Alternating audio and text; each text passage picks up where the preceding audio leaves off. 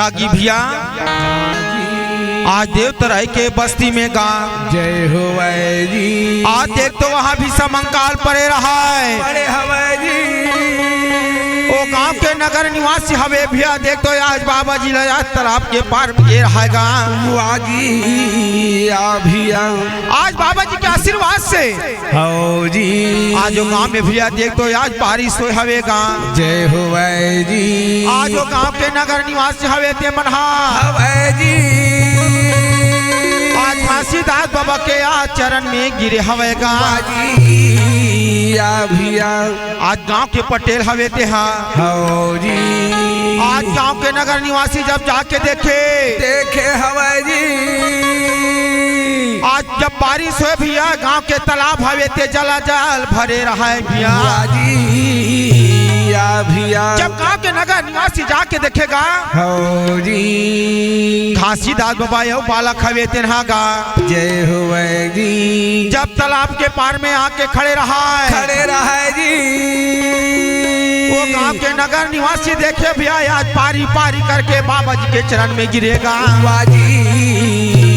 भैया। और गांव के नगर निवासी मन बोले होगा आज देख तो बाबा हमारे गांव में आज भी समंकाल पड़े रही सवे पड़े रही से बाबा जी। आज ये गांव में बारिश नहीं हुआ रही से नहीं हुआ तेरी से जी। लेकिन बाबा तोरा आशीर्वाद से आज गांव में बारिश हो हवा बाबा जी भैया। और वही समय में गांव के नगर निवासी हवे ते मन गा जय हो जी। आज बाबा घासीदास हवे ते लगा हो जी। आज कंचन के थाली में आरती सजाए हवे जी। आज नरियर सुपारी बंगला के पान धर के भियागा भैया। फिर घासीदास बाबा हवे ते लगा हो जी। आज पूरा विधि विधान के साथ में हाँ बाबा फिर मना पर खा के कैसे अपन देवतराय के बस्ती गांव में लावत हवेगा जी। पलघा के लाबो जी ये माना के लाबो का यहाँ बैठे है बाबा। पलघा के लाबो जी यहाँ बैठे है बाबा। माना के लाबो गाँव पलघा के लाबो जी यहाँ बैठे है बाबा। लेवा के लाबो जी यहाँ बैठे है बाबा। पलघा के लाबो जी ये माना के लाबो का यहाँ बैठे है बाबा। पलघा के लाबो यहाँ बैठे है बाबा। ये माना के लाबो जी पलघा के लाबो जी यहाँ बैठे है बाबा। लेवा के लाबो जी यहाँ बैठे है बाबा। लेवा के लाबो बहनी जी हाँ बैठे है बाबा। पलघा के आज लाबो गाँव के नगर निवासी बाबा जी पर खड़ा करके हवे माना के लाबो जी हाँ बैठे है बाबा। लेवा के लाबो जी हाँ बैठे है बाबा। पलघा के लाबो भैया जी हाँ बैठे है बाबा। पलघा के लाबो गाजी हाँ बैठे है बाबा। ये माना के लाबो जी हाँ बैठे है बाबा।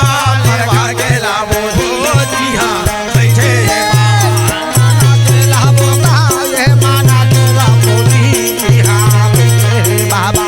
पलघा के लाबो जी हाँ बैठे है बाबा। ये माना के लाबो पलघा के लाबो जी हाँ बैठे है बाबा।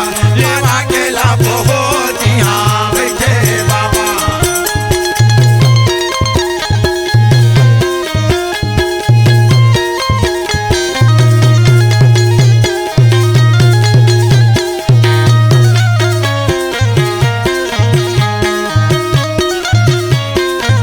ये माना के लाबो का पलघा के लाबो जी हाँ बैठे है बाबा। लेवा के लाबो जी हाँ ये गावे भर के नर नारी आरती सजाए है आरती सजाए है। गाँव में भर के नर नारी आरती सजाए है आरती सजाए है। गाँव भर के नर नारी आरती सजाए है आरती सजाए है। गाँव में भर के नर नारी आरती सजाए है आरती सजाए है। आरती सजाए है आरती सजाए है। आरती सजाए है आरती सजाए है। आरती सजाए है आरती सजाए है। आरती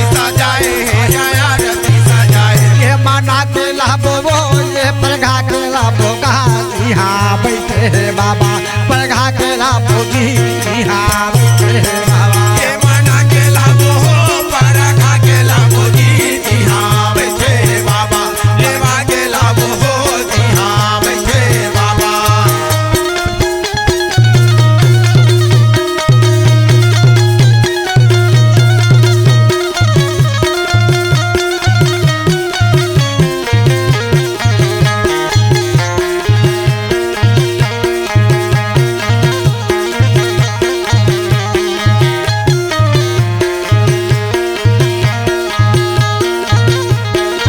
ये परघा के लाभो हो ये नाना के लाभो का यहाँ बैठे हैं बाबा परघा के लाभो का कंचन के कहानी माया चल के थाली माँ आरती सजाए आरती सजाए नारियल सुपारी बंगला पहाना मढ़ाए पहाना मढ़ाए नारियल सुपारी महिलाया हना सजाए आरती सजाए कंचन के थारी माया आरती सजाए आरती सजाए चल के थाली माँ आरती सजाए आरती सजाए नारियल सुपारी बंगला पहाना चढ़ाए पहाना चढ़ाए नारियल सुपारी बंगला पहाना बढ़ाए पहाना बढ़ाए भाई पहाना चढ़ाएगा पहाना चढ़ाए पहाना बढ़ाए साहेब पहाना बढ़ाए पहाना चढ़ाएगा पहाना चढ़ाए पहाना बढ़ाए साहेब पहाना बढ़ाए ये माना के लाभो वो ये माना के लाभो का यहाँ बैठे हैं बाबा परघा के लाभो हो यहाँ बैठे हैं बाबा ये मना के लाभो हो परघा के लाभो जी यहाँ बैठे हैं बाबा लेवा के लाभो हो यहाँ बैठे हैं बाबा ये परघा के लाभो जी ये माना के लाभो का यहाँ बैठे हैं बाबा परघा के लाभो हो यहाँ बैठे हैं बाबा ये मना के लाभो हो परघा के लाभो जी यहाँ बैठे हैं बाबा लेवा के लाभो हो यहाँ बैठे हैं बाबा हे माना के लाभो बहनी जी हाँ बैठे हैं बाबा परघा के लाभो गा जी हाँ बैठे हैं बाबा ये मना के लाभो बहनी जी हाँ बैठे हैं बाबा लेवा के लाभो हो यहाँ बैठे हैं बाबा हे परघा के लाभो दाई जी हाँ बैठे हैं बाबा परघा के लाभो जी हाँ बैठे हैं बाबा ये मना के लाभो हो यहाँ बैठे हैं बाबा लेवा के लाभो हो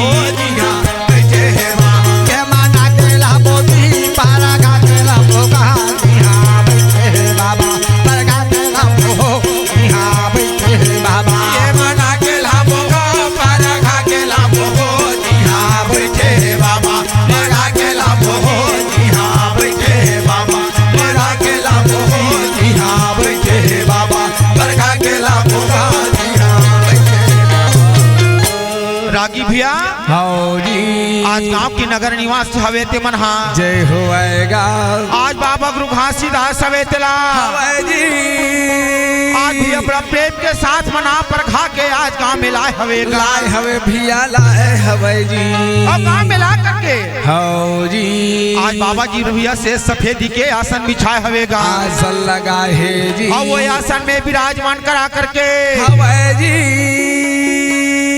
आज वो गांव के नगर निवासी पारी पारी करके भी आए आज बाबा जी के चरण अमृत लेवत हवेगा हवे जी लेवत हवे भवा जी और अपन मन के मनौती बना करके हौजी आज अपन अपन जीवन हमें तिला धन्य बनावत हवेगा गावा थे बाबा जी आज घासीदास बाबा हवे ते हवे ते जी आज जो गांव के नगर निवासी हवे तिला बड़ा प्रेम के साथ सत्संग सुनावत हवेगा जय होए बाबा जय होए जी घासीदास बाबा हवे ते भैया हौजी आज देखो बेटा बेटी हो हौजी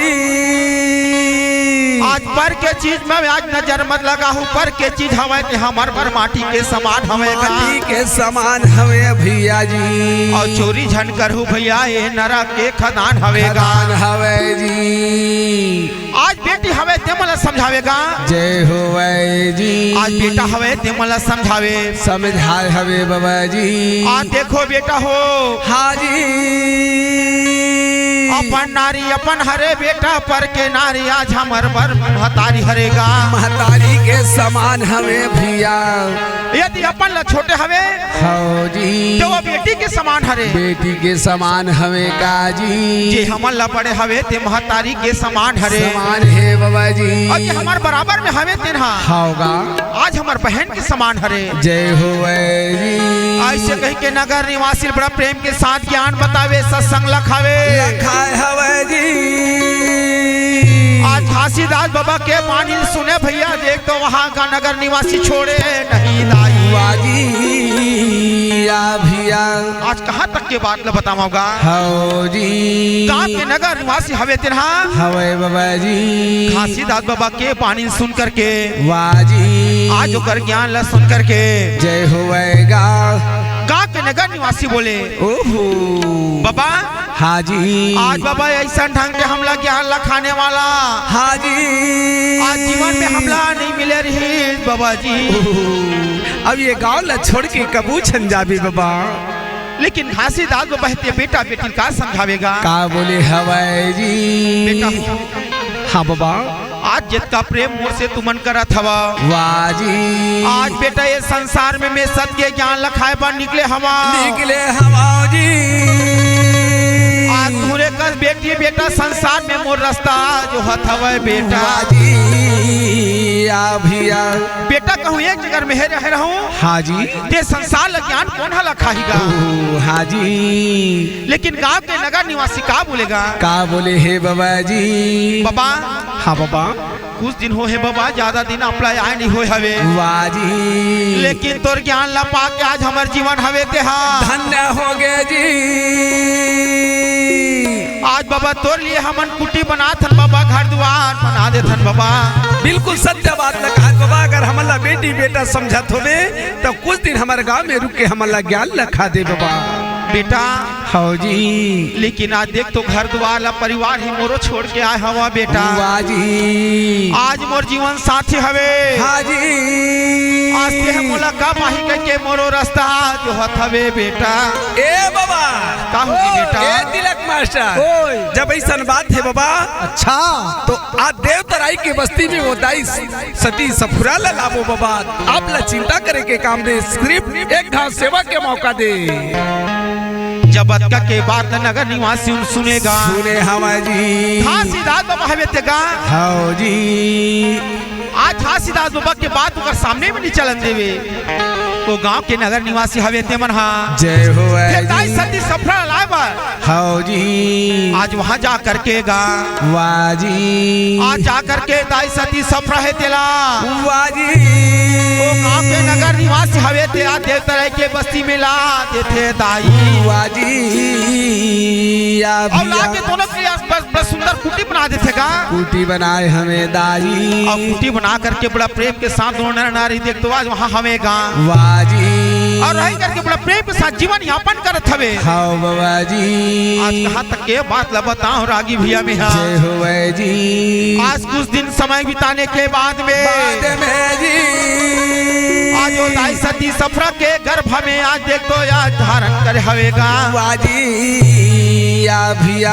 जब दाई सती सफरा गर्भ में रखेगा हाँ बाबा जी तो दाई सती सफरा हवे थे ना वाजी घासीदास बाबा हे तिला का बोला थवे का बोले हे भैया जी स्वामीनाथ हाँ का होगी सफुरा आज देख तो हमारे घर में कोई सास नहीं है ना नहीं है 1.5 सास नहीं है स्वामीनाथ वाजी आज मोर आज देख तो यार आज मोर 9 महीना होए बर आज मोला जावा थवे याजी एक अध्यारी घर के कोनो बेरा नहीं है स्वामीनाथ ए सफुरा का होगी हो आज तोला चिंता करे के काम नहीं है सफुरा। आज ये गांव के बेटी बेटा मन हवे आज हमला समझ से सफुरा इकर माया जो प्रेम ला देखा था सफुरा तो यहाँ ला जाए के मन नहीं लगी। आज ही गांव में रही के सुंदर जीवन ला गुजर बसर कर ले वो आज वो संकट हटर यही सफुरा वो मालिक के घर में देर है अंधेर नहीं है सफुरा तोला चिंता करे के काम नहीं है। प्रेम से सुघर भोजन बना और सुखर आज नर नारी आज ये बेटी बेटा के बीच में रह के अपन जीवन आपन करबो जी। और वही समय में भैया गांव के नगर निवासी मन हवे ते हाँ जय हो जी। दाई सती सफरा और घासीदास बाबा के वार्तालाप होत रहेगा। आज देवतरई के नगर निवासी होकर घर में कुटी में पहुंचे हवे। हाँ जी। और पहुंच करके वो नगर निवासी हवे तेवन आज घासीदास बाबा काम बोला ए पंडित जी ओए हमार भाग बड़े हमार कर्म बड़े हैं। सही बात है। गुरु के चरण है देवतराई में पड़े हैं। ऐसे कहत हवे गुरु ज्ञान के सौदा भाग रहा है बैठे बनजरवा गुरु गदिया माहो ज्ञान के सौदा भाग रहा है अरे बैठे बना जरवा गुरु के गदिया कोई ग्राहक का सौदा ना पीसा बैठे बना जरवा गुरु गदिया माँ कोई ज्ञान के सौदा भाग रहा है अरे बैठे बना जरवा गुरु के गदिया माहो ये बैठे बना जरवा गुरु गदिया माँ संतो बैठे बना जरवा गुरु गदिया मना बैठे बना जरवा गुरु के गदिया माँ संतो भाजी बैठे बना जरवा गुरु की गदिया माहो ये बैठे बना जरवा गुरु गदिया माँ संतो बैठे बना जरवा गुरु गदिया मना बैठे बना जरवा गुरु के गदिया माँ संतो भाजी बैठे बना जरवा गुरु की गदिया माँ कोई ग्राहक का सौदा ना पीसा बैठे बना जरवा गुरु गदिया माँ सौदा भाग रहा है अरे बैठे बना जरवा गुरु के गदिया माहो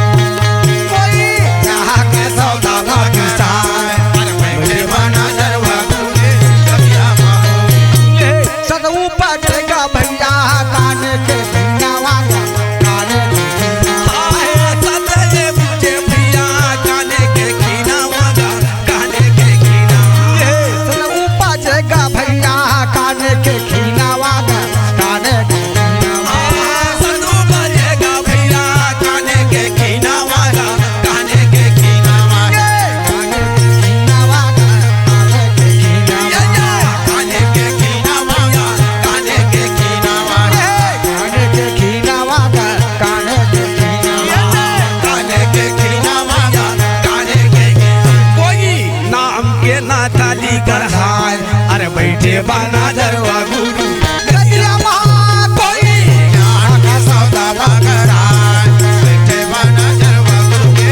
गदिया माँ कोई नाम के नाताली गढ़ाए अरे बैठे बाना जरवा गुरु गदिया माहो ये बैठे बना जरवा गुरु गदिया माँ संतो भाई बैठे बना जरवा गुरु गदिया मना बैठे बना जरवा गुरु गदिया माँ संतो भाई बैठे बना जरवा गुरु के गदिया माहो बैठे बना जरवा गुरु गदिया माँ संतो बैठे बना जरवा गुरु गदिया मना बैठे बना जरवा गुरु गदिया माँ संतो भाजी बैठे बना जरवा गुरु के गदिया माँ कोई ग्राहक का सौदा ना पीसा बैठे बना जरवा गुरु गदिया माँ कोई ज्ञान का सौदा भाग रहा है अरे बैठे बना जरवा गुरु के गदिया माँ कोई यहाँ का सौदा भाग रहा है अरे बैठे बना जरवा गुरु के गदिया माहो